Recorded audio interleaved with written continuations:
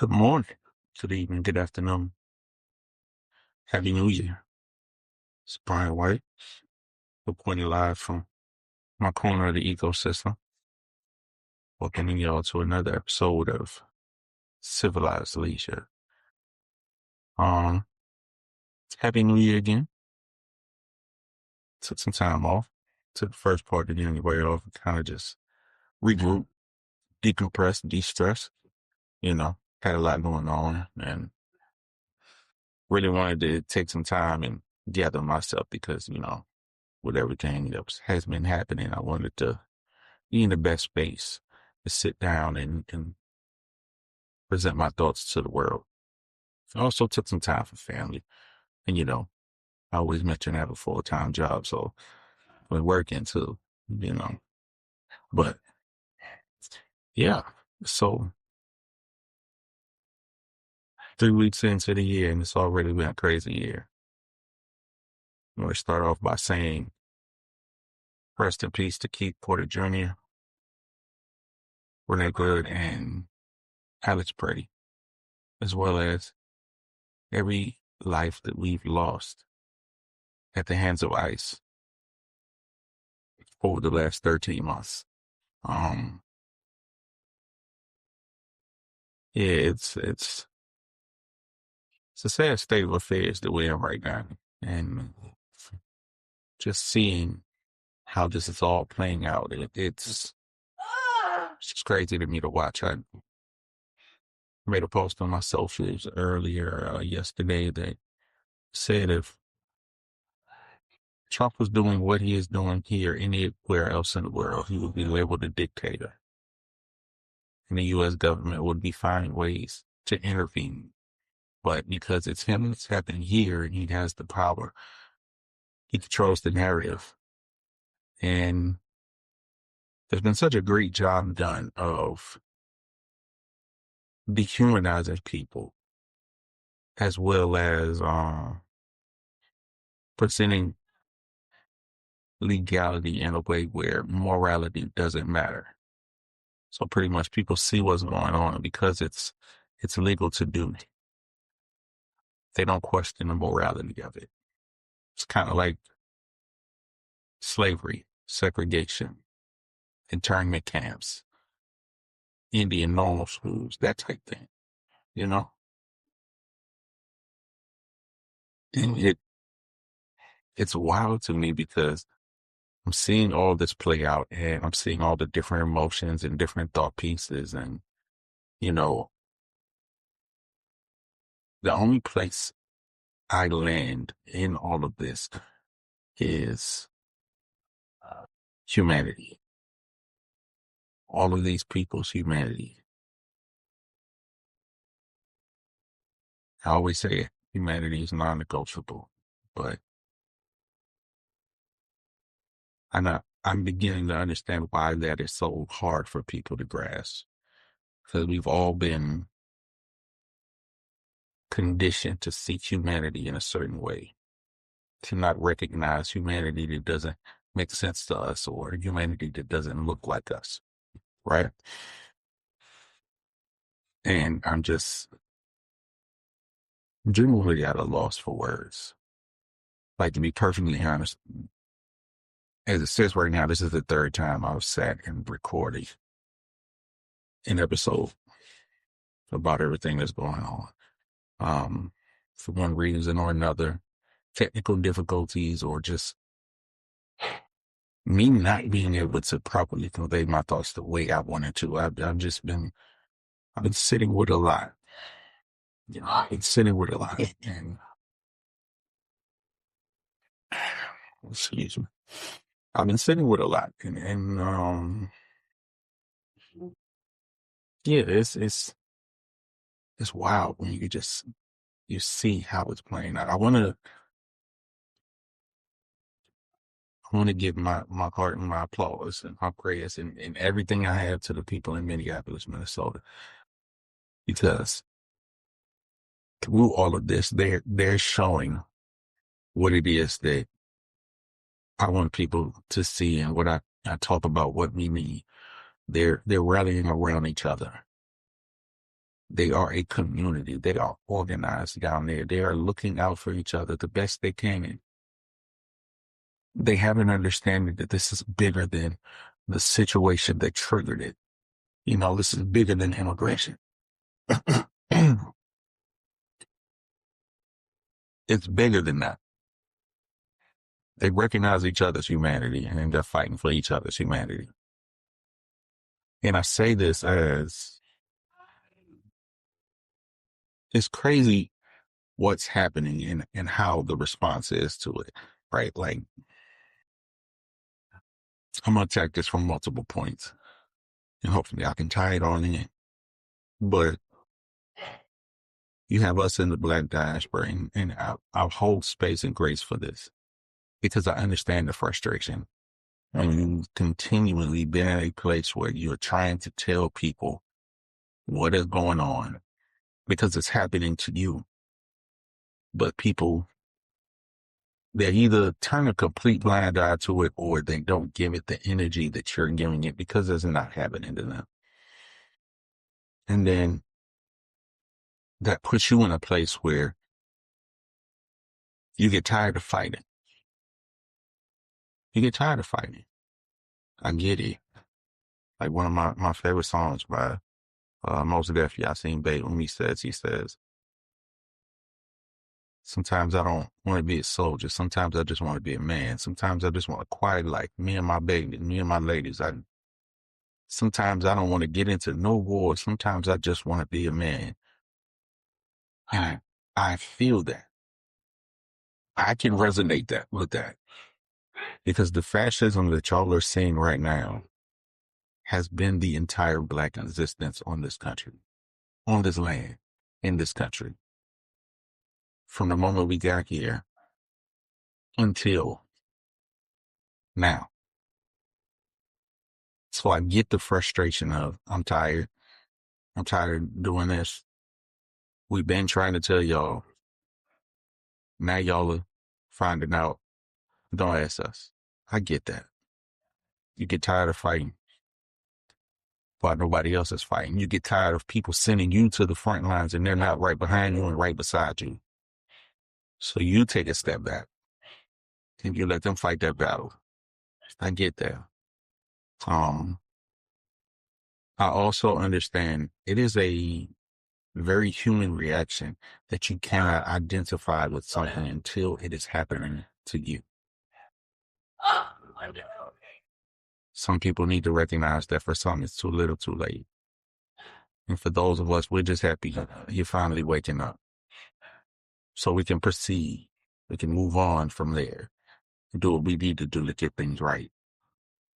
But I say that as what is happening in Minnesota and the response to it is giving us a very good idea of where this country is headed and the choice we have to make. And the choice that we make is extremely pivotal. Because as we see it right now, the Republican response in Minnesota, as it sits right now, the candidate for governor has stepped down out of protest of what's going on and how ICE is moving in his state. So as it sits right now, the Republican Party in the state of Minnesota has no runner for governor. They have no front runner. And I think the person that was next in line was the pillow guy. I can't even remember his name. It's not even important. But then across the board, you see, like in Texas, for example, Greg Abbott's concern, the governor in Texas, his concern is regaining control of the PR. It's not the fact that they're out there moving like fascists that don't care about human life. It's the fact that they can't control the image and the narrative of it. And that tells you a lot within itself that people are actually saying this out loud. The fact that there's talks of throwing Christy Nolan under the bus. The fact that I saw a report that The president woke up angry this morning because of the narrative that's being put out there. So they are more upset at the truth than their ability to control it. Let me rephrase that. Basically, they're upset because they can't control the truth in this situation, and it's plainly in all of our faces. And even people who side with them are calling them out and looking at them suspect. Within the Republican Party right now, you have pro-Trumpers versus pro-2A as it relates to the Alex Prince situation. Because for them, shall not be infringed means exactly what it means. Don't tread on me means exactly what it means. For the rest of them, it's fascism is okay as long as it's not impacting you. And to that, I just want to say, I'm going to speak directly to the Black diaspora right now. Because again, I understand the frustration. The frustration that you've been trying to tell people what's been happening. And now it's playing up and blowing up in their faces. I saw something that kind of added to the perspective that I have. I've mentioned before how I understood why people moved the way they move in regards to voting, not voting for Kamala Harris. So I just want to put this out here. Time and time again, the biggest complaint that we've had is that we've been put on the forefront while our issues have been put on the back burner. It's always put us out in front to fight the battle, use us to fight the battle, use our issues to fight the battle. But then when it comes time to actually address those issues, it's, hey, we understand that you have these issues, but for the greater good, we need to just focus on making sure these people don't win, and then we can double back and talk about those issues. And we never talk. We never get back to that. That was many's frustration. And so what you had last year going into the election were those that were frustrated with those who wanted to continue because they saw a greater perceived evil. And it was. It's not glazed over that fact. This administration is showing us right now just how evil they are. But for some people, they were tired of choosing the lesser of two evils. For some people, they wanted someone who was genuinely for them. And for the communities like the Arab community who were voicing their concerns, the Muslim community that was voicing their concerns over the Palestinian genocide. I want to ask y'all this question. What if they saw how time and time again we were always put in a position where they wanted to use our issues to win elections, but they didn't want to address those issues once they won? What if they saw the response to us and said, that can't be us? What was done to us had a direct impact on how they chose to move and how they chose to withhold their vote. Now, I'm not saying it was right. I'm saying they did. Honestly, they did the thing that we always threaten to do but never do. Now, the issue I have is I'm not willing to sacrifice my life in that way, where I'll vote for the very thing trying to kill me. But I get it. In the aspect of them, it was a matter of vote for the people who are killing you slowly, or vote for the people who are just gonna kill you and get it over with. That quick and painless death. Sometimes it's a lot easier and palatable than that slow and painful.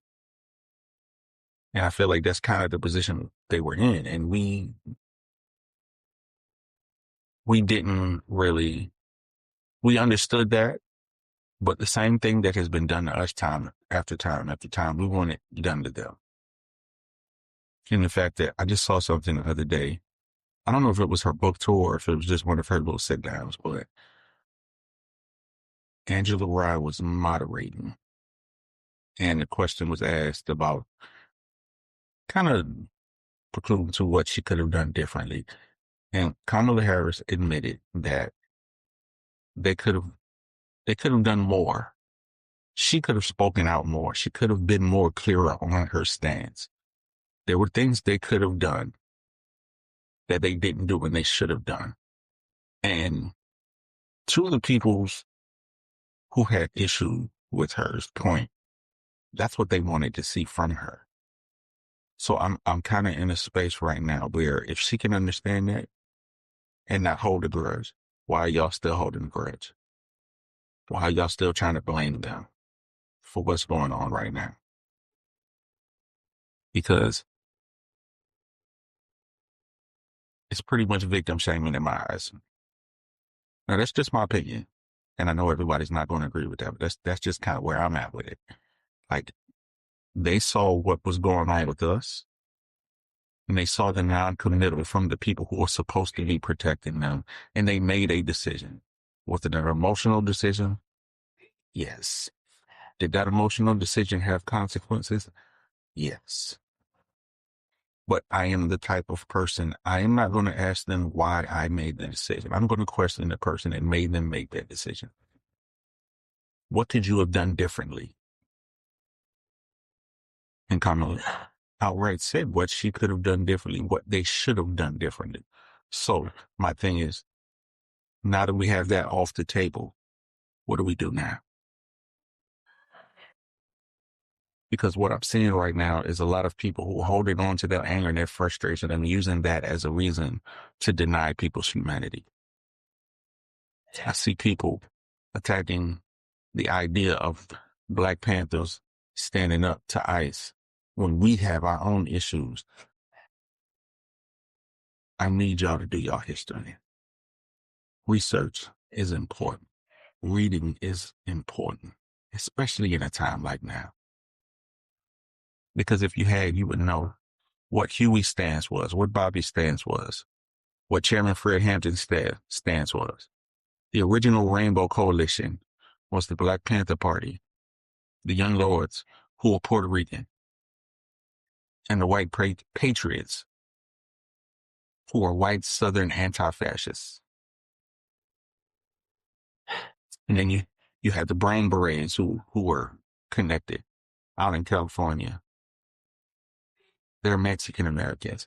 You had Huey was very outspoken. The Black Panthers were very outspoken with their support of the PLO, the Palestinian Liberation Organization. That's how long they've been fighting to be recognized. The Black Panthers were organized and connected with the Vietnamese during the Vietnam War, China when they had what they were going on, the people of Cuba, People's Republic of Congo. There was an actual chapter there. So I really need y'all to do y'all research and understand that their thing had always been solidarity, because they understood that their enemy was not the person being oppressed by the same person that they were being oppressed by. And they understood that we were all being pitted against each other. And that's another thing that I've been kind of observing. Like we've been so focused on, how can I put this? We've been so focused on calling out everybody who didn't look like us, that put us in this position that we have. We haven't been focused enough on our own. Like there are a couple of people in the Latin community that I follow on social media that do a great job, and I mean a great job of calling out their own. It's calling out their own on anti-blackness or voting against their own interests. And I think right now, outside of the grifters who kind of took a blow this week already because of whatever that is going on with TikTok. I know that's where most of the grifters earn their paycheck. So we don't see how that plays out. But outside of the grifters, Black America as a whole has been relatively silent. During the first term, you could see every move that was made that was kind of questionable. There was a defense for it. There's no defending right now. The only thing they can do is push the agenda of, oh, they want y'all to focus on these folk, and nobody's focused about us. Meanwhile, unemployment is at 8%. That is the highest Black unemployment has ever been in. There's yet to be a time where the median household income for us has been at the American level. I said it before, I'll say it again. 300,000 Black women lost their job. All of this happened under the person you're supporting.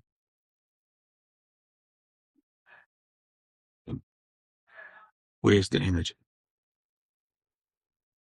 And what I think it is they're hiding in plain sight. A lot of them have gone dark as far as their rhetoric.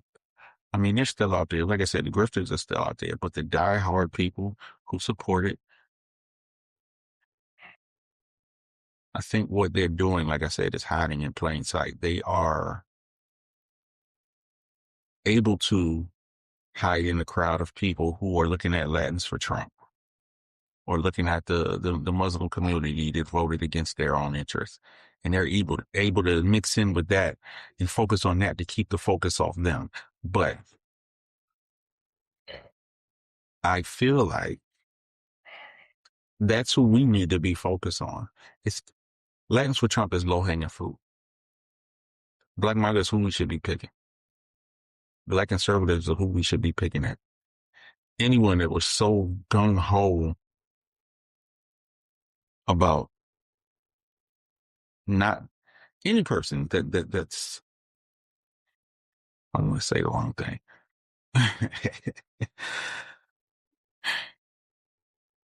want you to look back over the course of the last year and how people have had so much to say about what the left is doing and avoided what the right is doing. Those are the people we need to be targeting because they sided with the wolf. Just to point out the fox. I think they both should be slayed. You got to protect your sheep from both.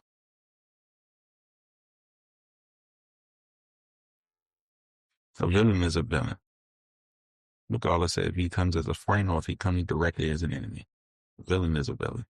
But yeah, I just think that that's where our focus should be. Our focus should be, one, calling out the issues in our own diaspora. And then two, once we do that, linking up with like-minded people and others. Because solidarity and class consciousness is the thing. I said this in a post. If those two things are counterproductive to you, you are doing the work of counterintelligence. That was the ultimate end goal of COINTELPRO. They wanted to eradicate Black liberation. One, because things would have to change. Two, because Black liberation would have changed the hearts and minds of so many, and it would have become class liberation. And the things we're going through right now wouldn't have been possible. There's no way the people would have allowed what's going on now to happen. Solidarity, class consciousness. I'm going to continue to push that.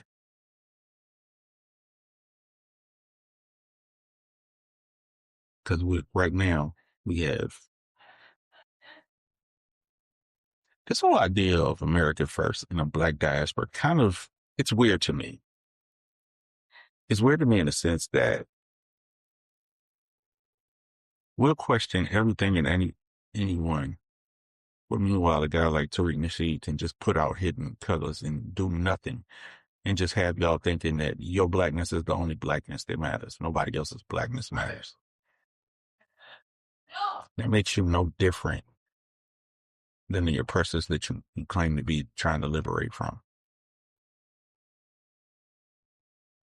Like, some of y'all really need to take a look at y'all liberation theology. If it is exclusive, then it's not true liberation. You just want to replace your oppressors. You really just want proximity to them. And you don't want anyone else to have that same proximity. All of us aren't fighting for proximity, because we're heading down a dangerous path where it'll look like what happened in Liberia. Freed American slaves journeyed over there to build themselves up a new land in the place where they came from. But when they landed there, they went with the colonized mindset and looked at the indigenous of Liberia, what came to be Liberia, the same way the colonizers looked at the indigenous of this land, looked at us when they stole us for labor. And instead of working with the people of that land, learning their ways, decolonizing from where they came from, so they can learn where they are and working in community with those people, they went within a mindset that they were better. Like I tell people all the time, the Southern strategy just wasn't about poor white Southerners. They were the testers, if you will. You know, the Southern strategy was the was the new crack, and they were the tester on the block to see what that batch was going to do. So it started with them. It started with Lyndon Johnson saying, if you give the poorest white man somebody to punch down, he won't notice you're robbing his pockets. It led to Richard Nixon instituting the Southern strategy to focus on poor whites, and at the same time, black capitalism to directly target black liberation. And the rest is history. Community has been replaced by individualism. They have gotten us to abandon the community mindset that we came here with, and to replace it with the exploitative individualistic mindset that they came here with. And then what they did from there was gave all of us someone to punch down on, and watched us focus on punching each other while they punched all of us.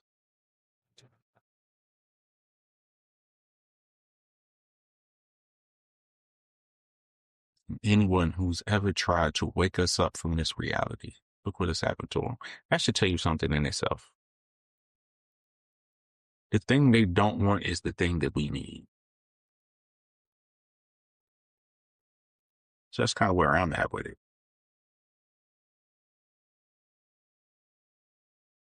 That's where I'm at. Solidarity. Community. That's where it's at. That's how you combat what's going on right now. You can't fight an imperialist being an imperialist. You can't fight a capitalism with capitalism. Yeah. So, to a little bit of time that I have left, there was something that was on my mind for the last couple of weeks, and it was just crazy how I always say art imitates life. Entertainment is the best example of teachable moments in life.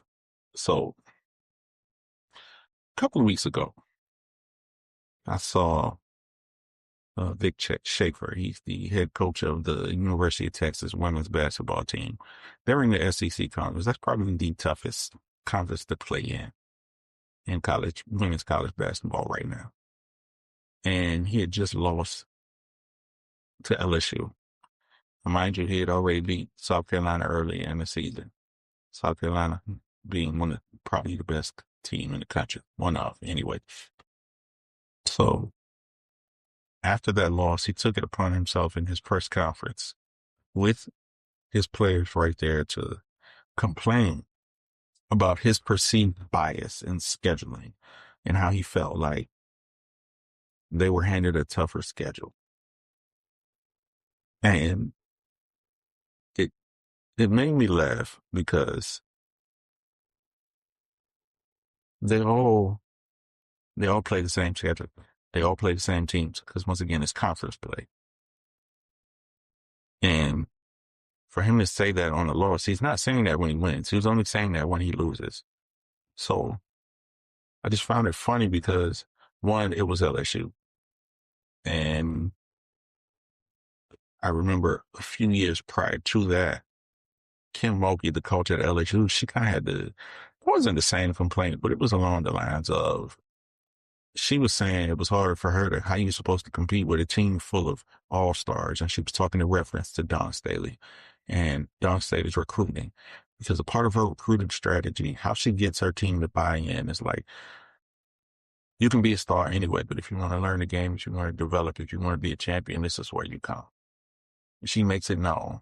If you're trying to be the number one, this might not be the place for you. But she does a great job of getting them to buy into what she's selling. And what she's selling is legitimately her. She wants to make players better. She makes better players, better people, all of that good stuff. So I just found it funny that the complaint between those two was kind of the same when they're losing, but you don't hear it when they win. And then you have Dawn Staley, who is the same whether she's win, lose, or draw. She takes accountability when she wins. She gives credit where credit is due. And if that means the other team did better, then the other team did better. Hey, you just got to go back to the drawing board. Now, but when they asked her after Vic Schaefer's press conference, she was kind of asked about it. Then she does a great job of sidestepping whatever it is people are trying to throw at her, and you can't catch that lady up in no mess. But she pretty much said, yeah, we all play the same schedule. I mean, I'll prepare for it the same way anybody else prepares for it. Win, lose, or draw, I put the best team out there, and we do what we do. We learn, we keep it moving. And I say that because to me, it drew a very close parallel to how there's been this whole attack on DEI, right? We pretty much eradicated it to the point where this administration this week or late last week, I can't remember, has instructed the DOJ Civil Rights Division to focus on reverse discrimination. The terms reverse discrimination and reverse racism speak to the functional illiteracy of this country, because one of those two things don't exist. But if you want to talk about the opposite of those two things, it is literally diversity, equity, and inclusion. So I just say that to say Vic Schaefer didn't have a problem competing when he was winning, but the moment he lost, there must be some kind of bias against him or something that the other coaches are getting that he's not getting, even though they're all on the same playing field. You see where I'm going with this? At the same time, Kim Mulkey is the same thing. She probably benefits from the system just as much as Dawn Staley does. But when she's winning, she's on top of the world. When she's losing, it has nothing to do with, maybe Dawn is just a better recruiter. Maybe she's better at coaching and developing people. It always trickles down to, it's not me, it's something else. The system is set up against me. It's a victim mentality. The same people who tell you and gaslight you that you have a victim mentality justify their victim mentality. Because again, white supremacy boils down to the privilege to play victim while having the power to victimize. Now, that's not me saying that Vic Schaefer and Kim Mulkey are racist or any way. I'm just drawing the parallel. Because time and time again, we see this happen. Instead of taking accountability and saying, well, maybe I need to do better and step my game up and compete.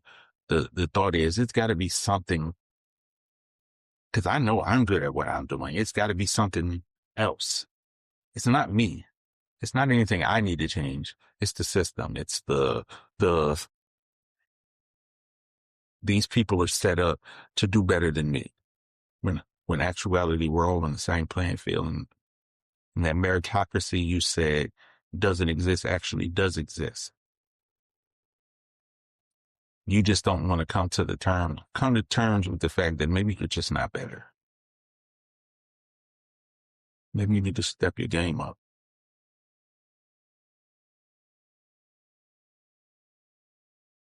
Anyway, that's all I got for y'all today. Feel good to be back.